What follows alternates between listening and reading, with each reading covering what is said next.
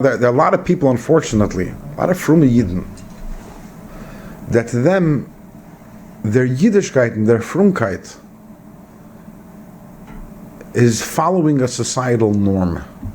I mean, a societal, in other words, norm, yeah. I'm Frum because I follow the standards of a Frum community. It's not about the individual mitzvahs that I do. It's about a certain standard. I'm considered Frum because I dress in a certain way, and I act in a certain way, and I talk in a certain accent.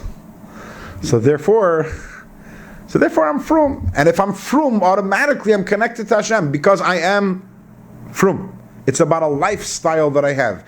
And as long as I have that lifestyle, so the little Aveda that I do over here or there doesn't take away the fact that I'm a Frum Yid. And the truth is that connection to Hashem is not about a lifestyle. You know, in Lubavitch, the Rebbe strongly urged us to go to do Mivtzoyim. Mivtzoyim means you walk over to a Jew and you say, "Did you put on tefillin yet today?" Or you walk over, a woman walks over to a lady and says, "Would you like to light Shabbos candles?" Or can I put up a mezuzah in your house? Whatever the one mitzvah, light a Chanukah menorah, eat matzah on Pesach. And as is well known that there are many detractors to this path, and many people who wonder, what's the point? What's the point of putting on tefillin once?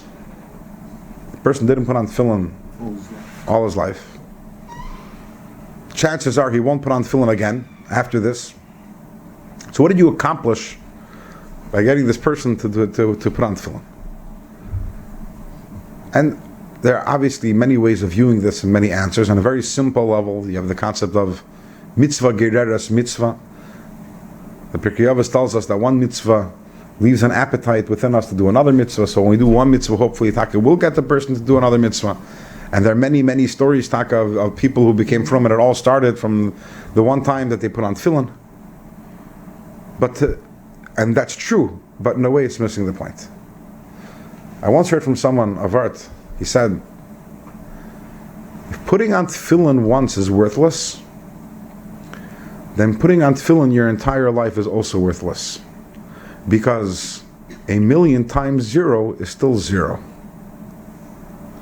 So if putting on tefillin once is meaningless, then putting on tefillin your entire life is also meaningless.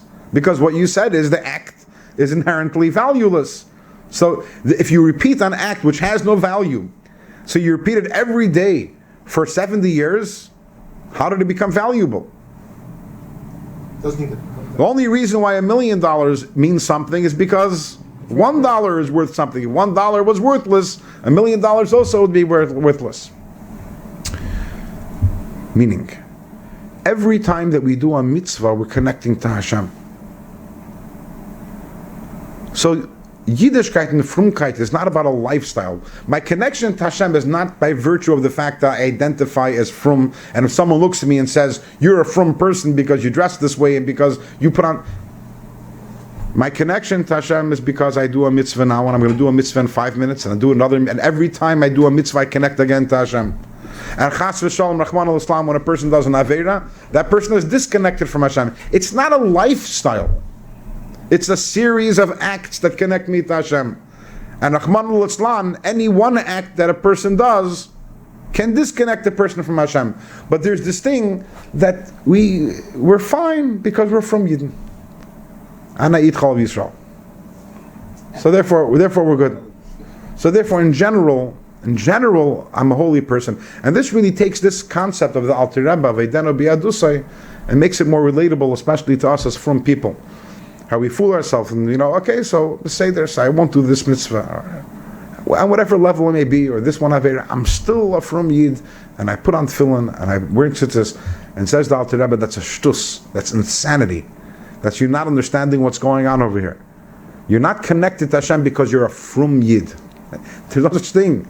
Hashem doesn't look in the world and say, okay, where are the Frum people? I'm connected to them. Hashem says, where's the mitzvah? The mitzvah connects me to you. And every mitzvah connects us to Hashem.